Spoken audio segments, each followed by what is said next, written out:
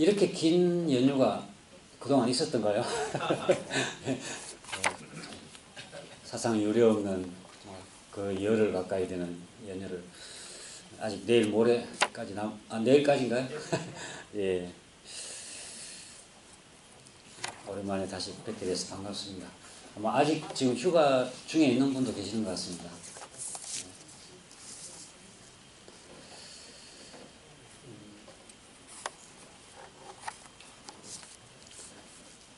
지난달부터 계속 사언에 대한 공부를 계속 하고 있는데요. 감사 운동을 하자, 감사심을 가지자, 그런 말씀도 드렸고, 또 열심히 지금 감사일기를 또 쓰고 함께 정진을 하고 있습니다. 이 사언은 대종사님의 세계관을 잘 나타내고 있는 본문이다. 저는 그렇게 말씀을 드리고 싶습니다. 그러니까 세계관이다. 이 세계를 어떻게 바라보느냐 하는 문제겠죠. 우리가 세상을 바라볼 때 어떤 사물을 보든지 세상을 볼 때는 그 관점을 가지고 어떤 관점을 보느냐에 따라서 달리 이제 보이게 되겠죠.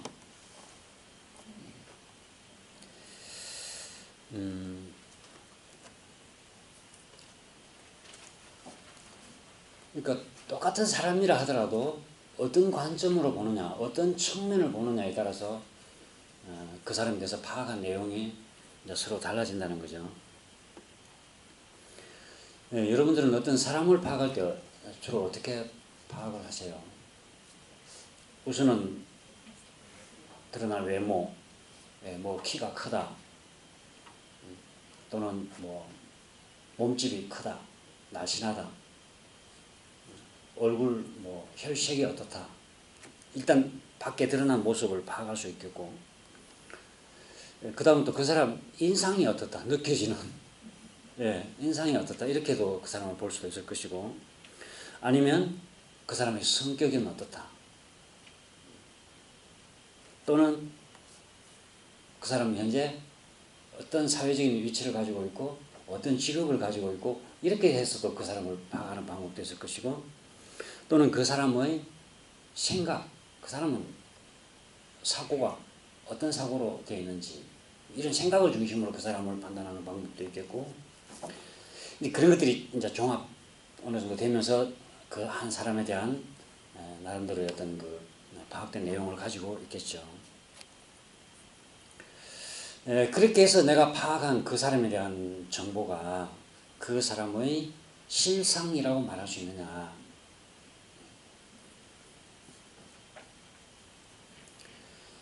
지금 불단에 꽃이 있는데요.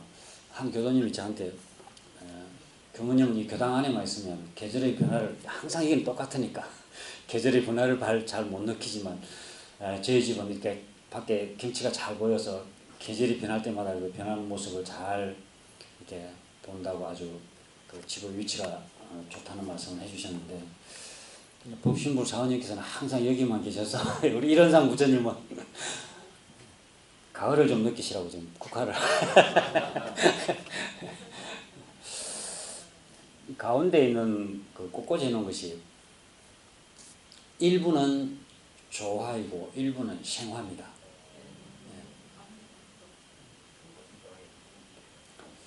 눈으로 봐서는 조화인지 생화인지 구분이 잘 안 되시죠?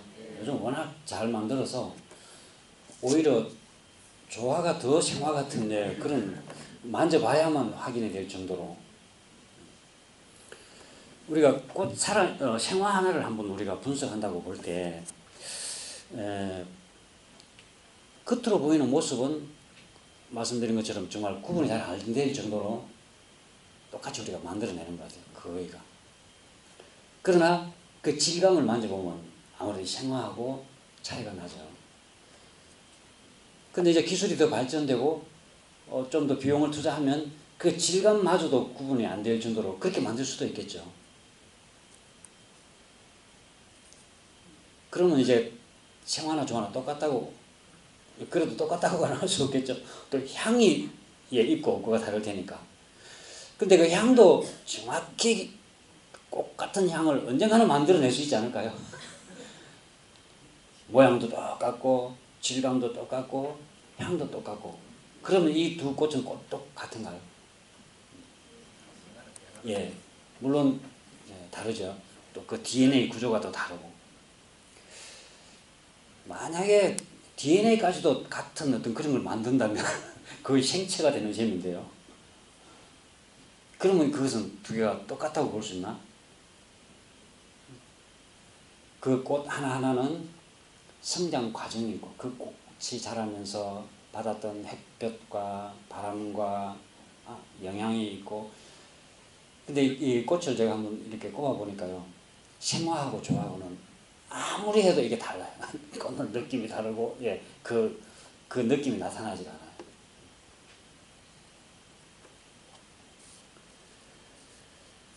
예, 뭐 꽃의 그 실상, 그 실물은 과연 실상은 뭘까? 우리가 그렇게 예, 과학적으로 그 꽃에 대해서 여러 가지 정보를 분석해서 그대로 만들어낸다고 해서 그게 전부는 다는 아니다. 그 말씀을 제가 드리고 싶은 겁니다. 과연 이 우주의 실상은 뭘까요? 이 우주를 우리 나름대로는 과학적으로도 분석하고 이 우주에 대한 우리 과학적인 분석은 끝이 없는 것 같습니다. 우리 지금 어느 정도의 과학적인 지식으로 우주를 어느 정도 파악해서 이것이 전부다 라고 우리는 나름대로 또 우주관을 가지고 있지만 계속 새로운 사실이 발견되어지고 뭐 이번에 그 노벨 물리학상을 받은 그 과학자들은 100년 전에 아인슈타인이 그 이론적으로 제기했던 중력파의 존재를 실제로 이렇게 뭐랄까요 실험으로 확인했다고 할까요? 그런 공로로 노벨 물리학상을 받았다고 이렇게 했는데 그 아인슈타인의 중력파가 실제로 우리가 확인이 되고 관측이 된다면 이 우주에 대한 생각이 굉장히 달라질 거다 그렇게 또 이야기를 하고 있습니다. 근데 우리는 아직까지는 그야말로 어떤 그런 실험적인 측면에서만 확인이 되지 실제로 우리 이 세계를 보는 관점에는 아직까지 우리가 별로 그런 영향을 못 받고 있는 것이죠. 어쨌든 이 우주의 실상을 뭐라고 파악을 할 건가? 그것은 말할 수 없다. 말로서 파악되는 게 아니다. 말로서 파악된다는 말은 바꿔 말하면 우리 생각으로 정리한다는 뜻이거든요. 언어가 없으면 생각이 안 이루어진대요. 우리 생각이라고 하는 것은 꼭 밖으로 표현해서만 말이 아니라 내 생각하는 도구가 사실은 막 언어거든요. 그러니까 이 언어라고 하는 그렇기 때문에 한계가 있고 대종사님께서는 그 실상의 자리를 말로서는 표현할 수 없다. 언어 도단이다. 대종사님뿐만 아니라 많은 선각자들이 이 우주의 실상 자리, 진리는 말로서 표현할 수 없다. 이렇게 이제 말을 하는 거죠. 그러나 그래도 그것을 뭐라고는 표현을 해야 되니까 지금 우리가 모시고 있는 이론상으로 표현했고 명칭도 대종사님 이론이다. 그 상으로 만들어 놓은 것은 이론상이다. 자, 그러셨죠.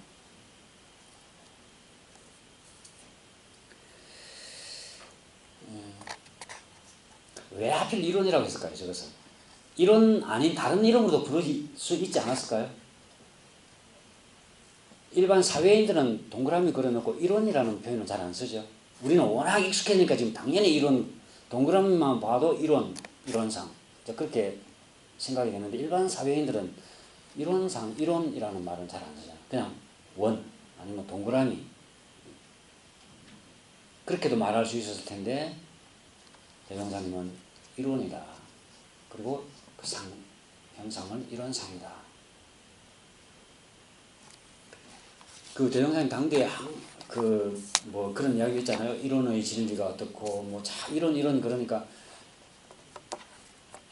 한 100원, 1000원, 만원이라고 하든지 꼭한 이론 가지고 그렇게 이론이 뭐가 그렇게 중하다고 자꾸 그러냐는 이야기를 했다고도 합니다만은 하나의 원이다. 대종사님은 이 우주의 실상을 파악할 때 하나의 원, 이 우주 전체가 하나다라는 것을 굉장히 중요하게 보시고 그 면을 드러내시려고 하셨다고 우리가 볼 수 있는 거죠. 서로 뗄래야 뗄 수 없는 하나이다. 다시 말하면 없어서는 살 수 없는 관계이다. 저는 없어서는 살 수 없는 관계일 뿐만 아니라 없어서는 생성이 될 수 없는 관계. 애초에. 그래서 이것을 은혜다. 그렇게 대명사님이 파악하시고 그 뭐라고도 말할 수 없는 이 우주 깨달으신 그 우주의 내용을 상징은 원어로 표현하시고 그것을 파악하실 때는 은혜의 관계. 그것이 가장 중요하고 핵심적이다. 그런 의미에서 저는 법신불사원이라고 우리의 신앙의 대상을 호칭하지 않으셨을까 그런 생각을 해봅니다. 실제 우리 교리상에도 이런 상의 진리를 설명하고 그 다음 처음 나오는 게 바로 사원이죠. 사원에 대한 말씀을 하고 계십니다.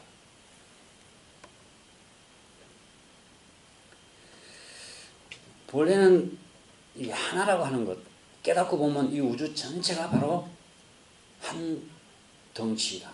하나다. 이것이 굉장히 이제 중요한데 지금 우리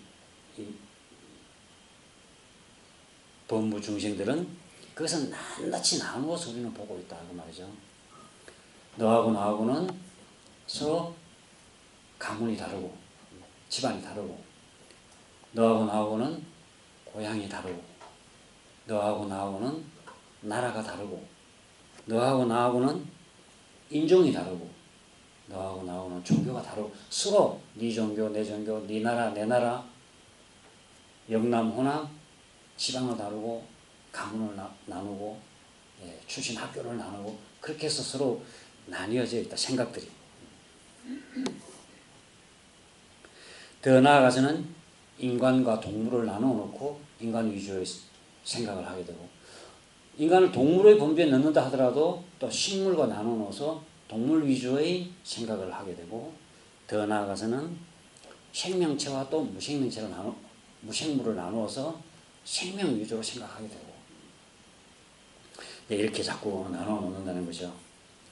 정산종사님 그 법문집 법어에 그런 말씀이십니다. 도움편에 보면 옛날 초나라 사람이 아마 중국 그 춘추 전국시대에 초나라가 있었죠. 춘추를 보면 그 당시 춘추 전국시대 각 나라에 대한 역사 이야기를 정리해 놓은 게 결국 이제 춘추인데 초나라 사람이 실무를 하며 물건을 잃어버렸다고 말해요.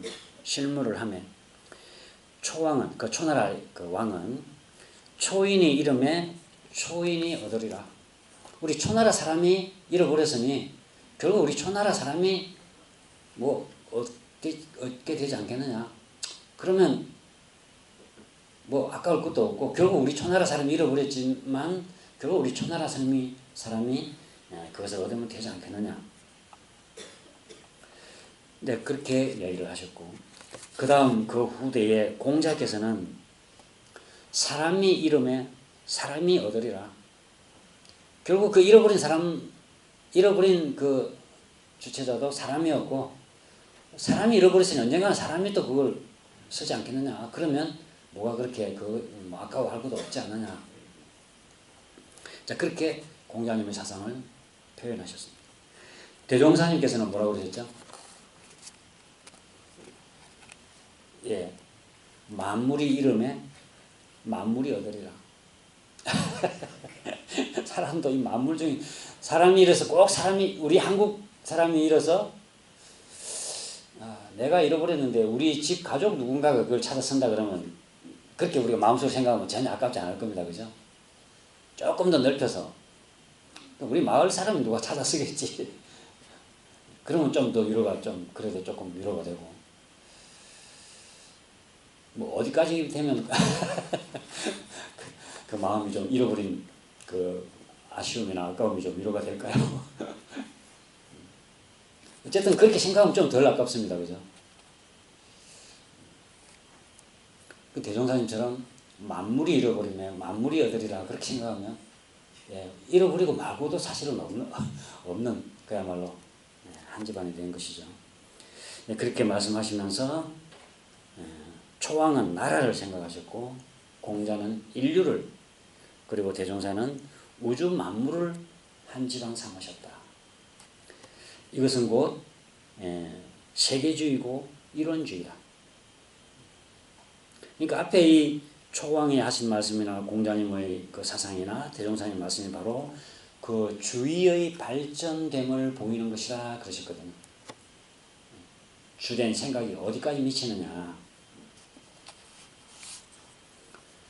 그 한국 철학의 뭐 선구자라고 해야 될까요? 박종홍 박사, 철학 박사 박종홍이라고 하는 분이 서울대 교수님이셨고 그런 분이 있었는데 정산종사님 당대에 원불교하고 교류가 좀 있었습니다. 특히 이제 지방 그 원광대학하고 교류가 있어서 원광대로 내려오셔서 강연도 들어하시고 저희 때는 그러지는 못했습니다만은 저희 선배 교무님들 이야기 들어보면 교무님들 교무훈련 때도 오셔서 이렇게 특강도 해주시고 그러셨다는 이야기 들었습니다.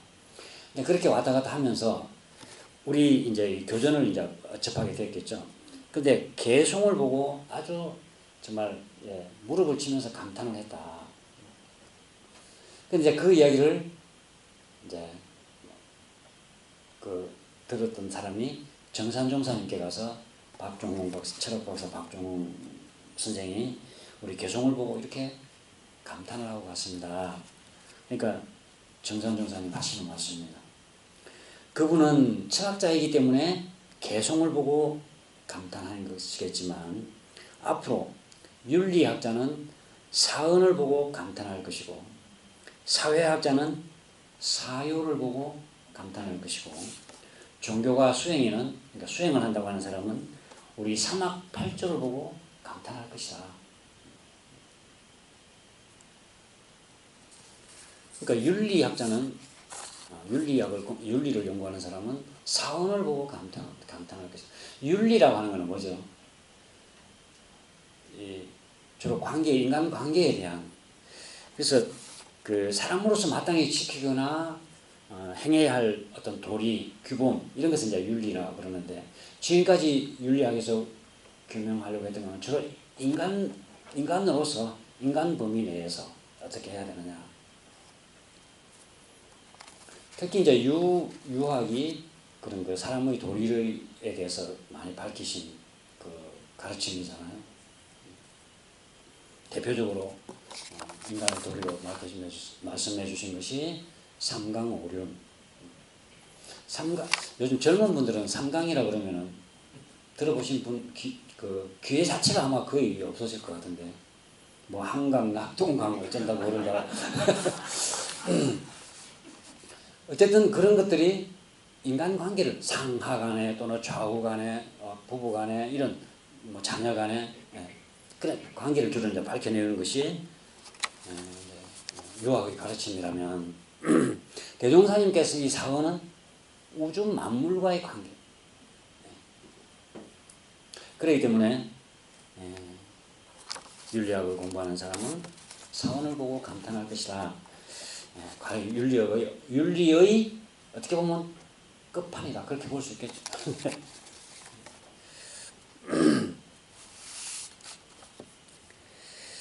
그렇기 때문에 우리는 이 은혜를 알아야 된다. 서로 없어서는 살 수 없는 관계에 있는 이 은혜를 알아야 되고 다음은 그 은혜에 대해서 보온을 실천해야 한다는 게 대종사님의 사언사상이라고 말씀드릴 수가 있습니다.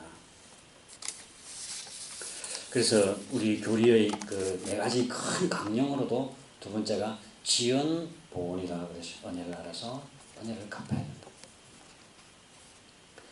대산종사님께서는 그러셨습니다. 이 사언에 대한 내용을 정리하시면서 왜 우리가 보온을 해야 되느냐. 첫째는 시방이 일가요 사생이 지치는 것을 알아서 사생이 서로 내 형제 자매들만 지치는 게 아니라 시방이 다 지치는 것을 알아서 큰 집 살림을 하여야 부모 형제의 윤기가 건네고 만물과 부모 형제의 윤기가 건네고 정의가 솟아나며 대세계주의가 실현될 것이다. 그래요. 세상에서 제일 잘 사는 것은 은혜를 발견하여 감사생활하는 것보다 더 큰 것이 없고 세상에서 잘못 사는 것은 해독을 발견해서 원망 생활하는 것보다 더 큰 것이 없다. 잘못 사는 것 중에서. 그리고 천지만물 어느 것 하나가 서로 은혜로서 이루어지지 않은 것이 없기 때문에 이 은이라고 하는 것, 은혜라고 하는 것은 바로 정의이고 정의는 바로 도덕이다. 그렇기 때문에 이 은혜를 서로 알아야 도덕이 행해질 것이고 도덕이 행해져야 천하는 좋아질 것이기 때문에 이 은혜의 도가 바로 천하의 근본이 된다. 그런 말씀을 해주셨습니다. 그래서 우리가 감사의 길을 수고하자 말씀을 제가 드렸고 몇 주째 강조를 해왔던 것 같습니다.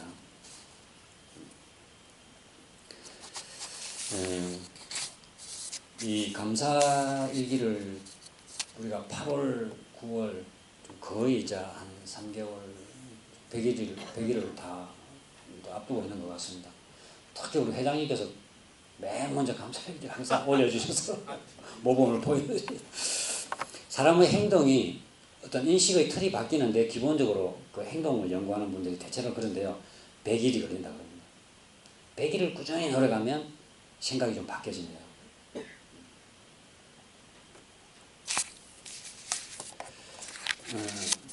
자꾸 우리가 당연하다고 생각되는 것. 그러니까 이런 것 같아요. 조금만 마음을 방심하고 있으면 그냥 당연하게 그러니까 당연하게 받아들이는 습, 오랫동안 우리는 그렇게 익혀왔으니까요. 습이 조금만 방심하면 그 습이 다시 발동하고 읍에 끌려가는 거죠. 근데 그것을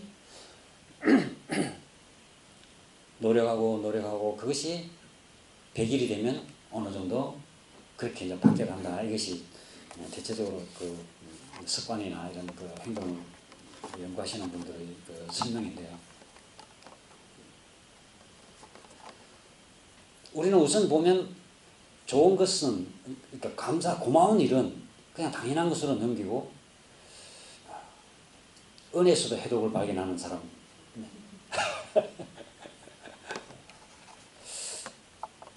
그러니까 늘 우리가 매사에 주어진 일을 감사하자. 우리가 경계를 따라 요란해지기도 하고 어리석어지기도 하고 걸러지기도 한다 그러죠. 경계는 뭐죠? 경산종사님 말씀, 경산종부사님께서 많이 강조하시는 말씀이 경계는 사원이다.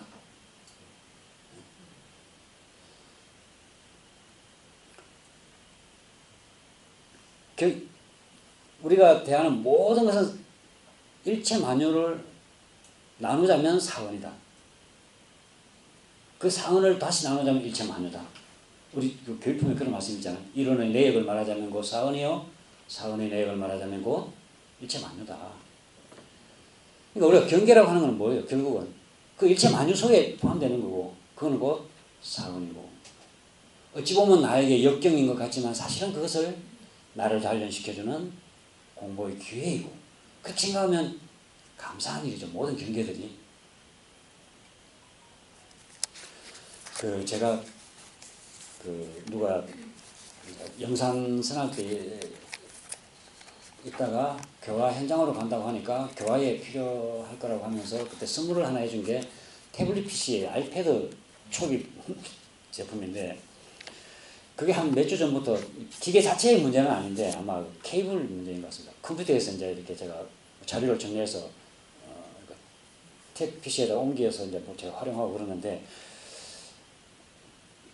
잘 안 돼요. 이게 연결이 잘 안 되고. 근데 이거 제대로 한번 손을 봐야 되겠다 싶어서 끝나고 나중에 하면은 또 잘 돼요. 그러다가 아침에 이제 설교 정리해가지고 이제 최종 확인하고 이제 그쪽으로 옮겨서 가지고 올라가면 이게 또 안 돼요. 거의 한 몇 주째 오늘 아침에도 좀 계속 그거 가지고 실험하다가 결국은 프린터로. 그거 같으면 이거 이제 집 던져버려야겠다. 근데 보면 내 마음을 단련시켜주는 공부거리구나.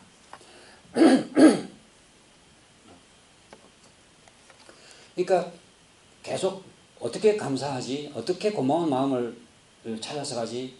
기존의 내 습관이나 사고로 하자면 이 감사할 일이 아니라 짜증나는 일이고 원망스러운 일이고 그런 일들도 그 속에서 우리가 자꾸 그렇게 마음을 단련하다 보면 고마운 일이지. 나를 단련시켜주는 공부의 기회이지. 그러나 어쨌든 좀 한가하고 여유일 때 그런 기회를 주시면 좋겠는데 꼭 급하고 예, 그럴 때 꼭 그런 기회를 주시더라고요. 그래야 또 단련이 되는 것 같아요. 여유 있을 때는 단련이 안 돼요. 그건 그냥 혼자 연습해보는 거지.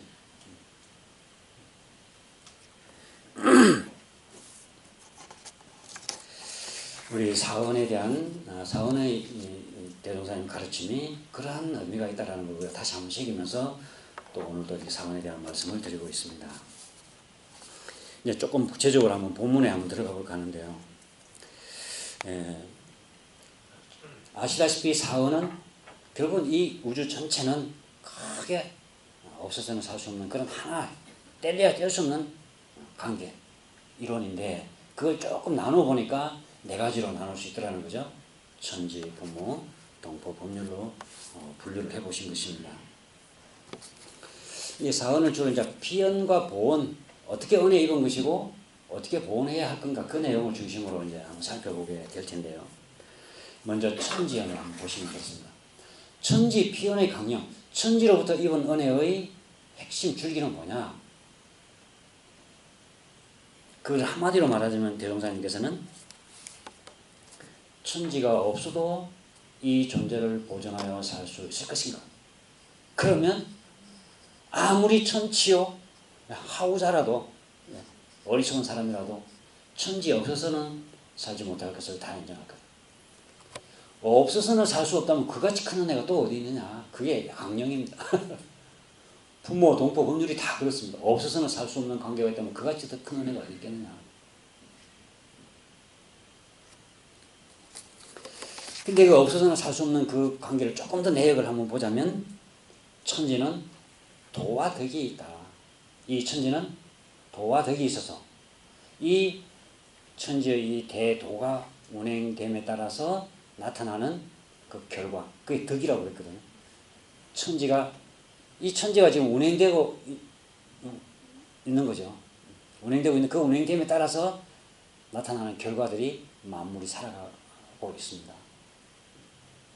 그래서 이 만물이 이 대도가 운행이 되어서 대덕이 나타나는 그 가운데 우리 모든 만물들이 그 생명을 지속하고 그 형각을 보존하게 된다. 그렇기 때문에 이 천지가 없어서는 우리는 살 수 없다는 것을 누구나 조금만 생각해보면 다 알 수 있다. 그런 말씀이죠.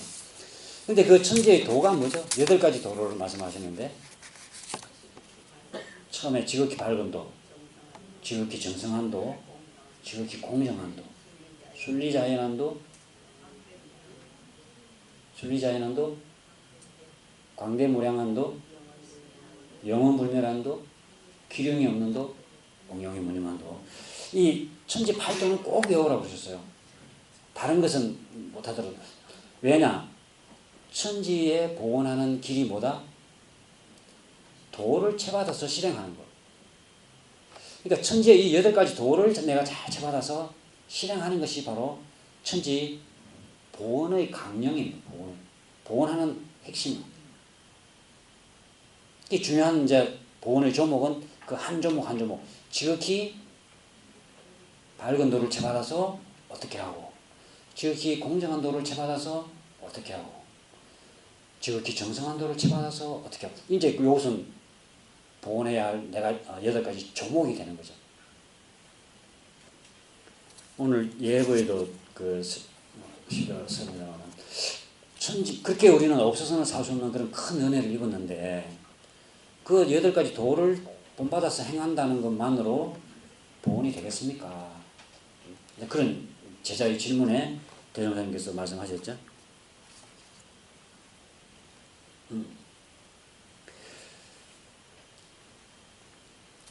성현의 문정에 그 제자가 선생의 가르치신 은혜를 받은 후에 설사 물질의 보수는 없다 할지라도 그 선생의 지행을 능히 채받아서 그 선생의 사업을 개성한다면은 그같이 큰 보훈자가 또 어디 있겠느냐. 그것이 가장 큰 보훈자 아니겠느냐.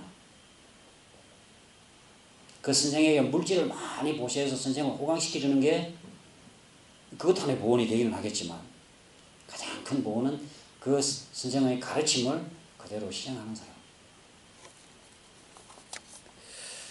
부모가 자식에게 바라는 것만 생각해봐도 그렇지 않겠는가요?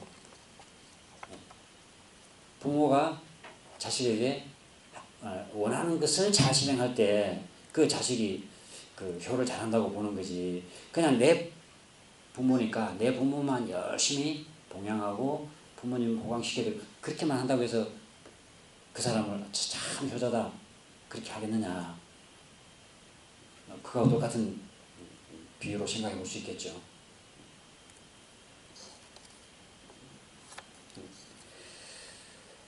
부모가 원하는 것도 자기들이 세상에 나온 보람을 느끼고 행복하게 살고 이웃과 또는 직장에서 서로 친밀하게 살고 사람들로부터 존경받고 정말 부모님이 원하는 건 그렇게 그것을 원하고 있고 그렇게 하라고 교육을 시켜 오셨겠죠.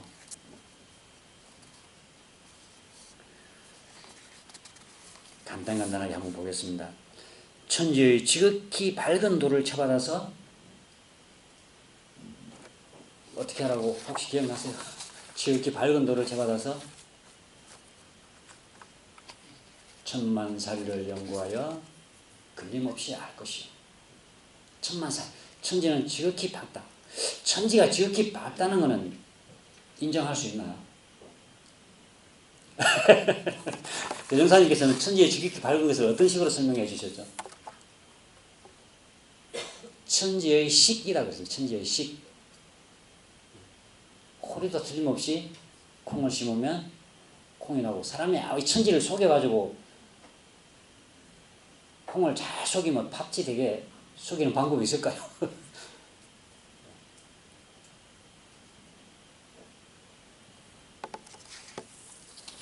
사람은 뭐 얼마든지 속일 수 있겠죠. 최송화 씨앗 혹시 보셨어요? 정말 조그만하게 새까맣죠. 근데 빨간 꽃씨앗이나 노란 꽃씨앗이나 씨앗은 똑같아요. 누구한테 주면서 이것은 노란 꽃이다 하면 뭐 사람은 모르겠죠 그걸로. 그러나 그것을 심어보면 빨간 씨앗은 빨간 꽃을 피울 것이고 노란 꽃은 노란 꽃 씨앗은 노란 꽃을 피울 것이고 호리도 틀리면 그것을 천지의 식이다 그러셨습니다. 천지는 이렇게 지극히 밝기 때문에 우리도 그 도를 채받아야 된다. 천만사리를 연구해서 걸림없이 하자는 거다.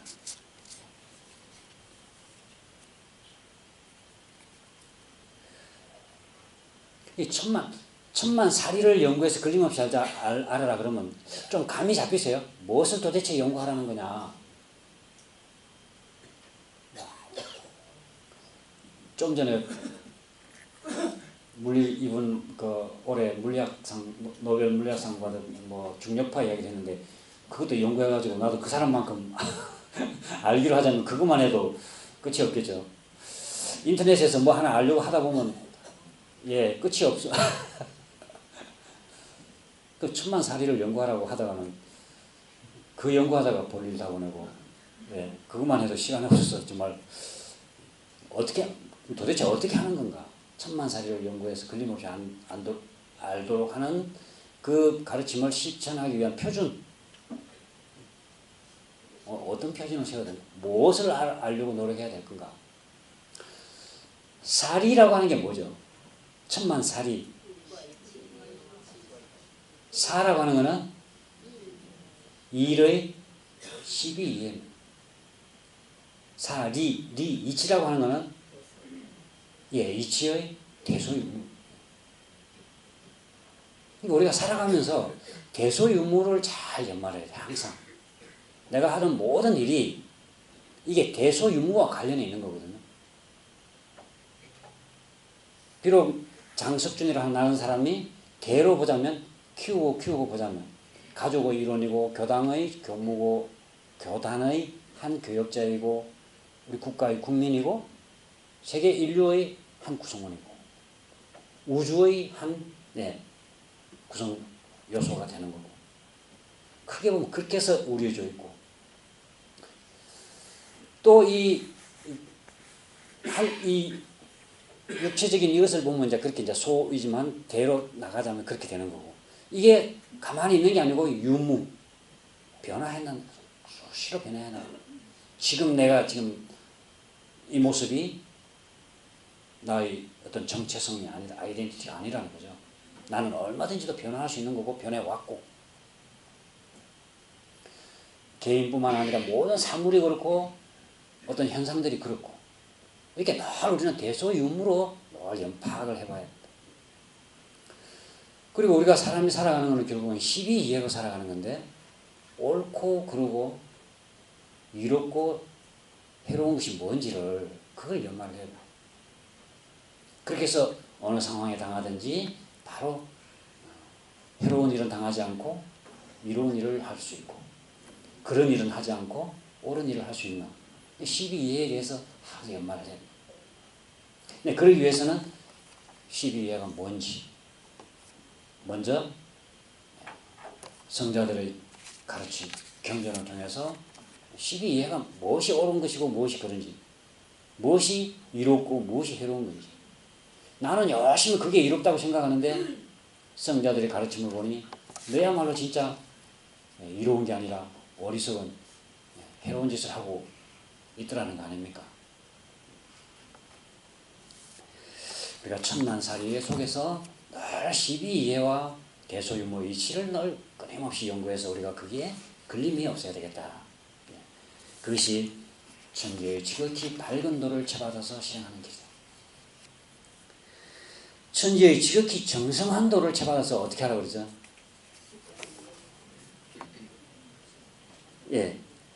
만사를 작용할 때에 간단 없이 시종이 여일하게 그 목적을 달하라고.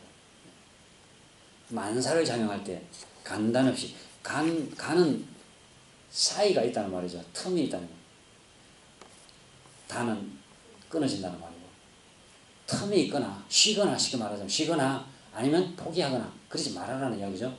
간단 없이 시종이 여일하게 그 목적을 달하여라. 천지가 지극히 정성하다는 것은 다 아시나요?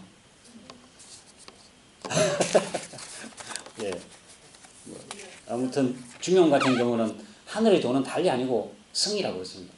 성자는 순지도요, 성지자는 인지도가 정성 그것이 바로 천의 도다 그렇습니다. 이 우주는 그야말로 정성의 덩치다 이렇게도 표현하시고요. 지난주 숫자가 가장 많이 아마 이렇게 입에 오르내린 숫자 혹시 어떤 숫자였는지 아라비아 숫자 중에서 아마 우리나라 국민, 한국 국민들 중에 제 생각에는 그렇습니다. 또 생각이 다른 분도 계시는지 모르겠는데 숫자 36 기억 안 나세요? 이승엽 선수의 등번호 이승엽 선수가 뭐 몇 년 만인가요? 아무튼 은퇴를 지난주인가요? 지난주에 최종 이 정규 시즌이 끝나면서 이제 은퇴를 하게 됐는데 뭐 아무튼 뭐 홈런 왕이라고 하는 타이틀뿐만 아니라 타격에 있어 다양한 부분에 정말 몇 년 만에 언제 또 이런 선수가 나올까 뭐 그럴 정도로 그 은퇴식 할 때도 굉장히 감동적인 그런 은퇴식도 있었고 그날 은퇴하는 그날 저녁에 무슨 이승엽 특집 다큐가 있더라고요. 그래서 제가 궁금해서 이승엽이라고 하는 사람이 어떤 사람인가 한번 제가 봤습니다. 저녁 늦게까지. 물론 이제 본인도 재능도 있지만 우리가 얼핏 생각하면 그 사람은 야구 선수로서 계속 승승장구한 것 같은데 그 내면을 보자면 그야말로 피눈물 나는 노력도 있었고 슬럼프도 있었고 정말 대중으로부터 외면까지는 아니고 그야말로 잊혀졌다고 할까요? 특히 이제 일본 가서 처음에는 잘했는데 나중에 그 뭐 영율인가요? 자이언츠 팀에 가서는 거의 예 이제 그냥 그대서 거기서 끝나는 게 아닌가. 이승엽 선수는 이제 끝났지 않나 이런 생각을 거의 할 정도로 그런 사람이 그런 대접을 받았을 때는 얼마나 본인은 그 심적으로 힘들었을까요? 근데 이제 어쨌든 간에 다시 한국으로 와서 정말 화려하게 다시 부활을 했고 정말 영광스럽게 은퇴를 했던 그런 선수였는데 모든 사람들이 이야기하는 것은 연습벌레 이승엽에 대해서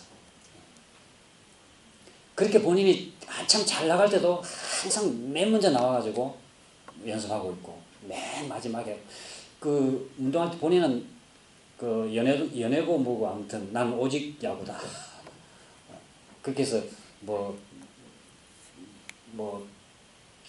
다른 취미생활을 하기도 하고 또는 뭐 이런 여유를 갖기도 하고 또 여자친구를 사귀기도 하고 아마 그랬던 다른 동료들은 그랬던 나는 오직 나는 야구다. 그러면서 그 본인이 한 그 표현 중에 하나가 진정한 노력은 결코 배신하지 않는다.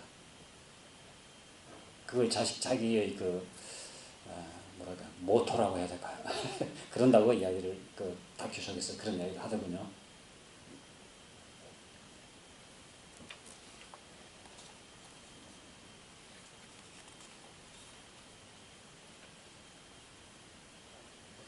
천지의 지극히 정성한 도를 채받으려면 대종사님 그랬습니다.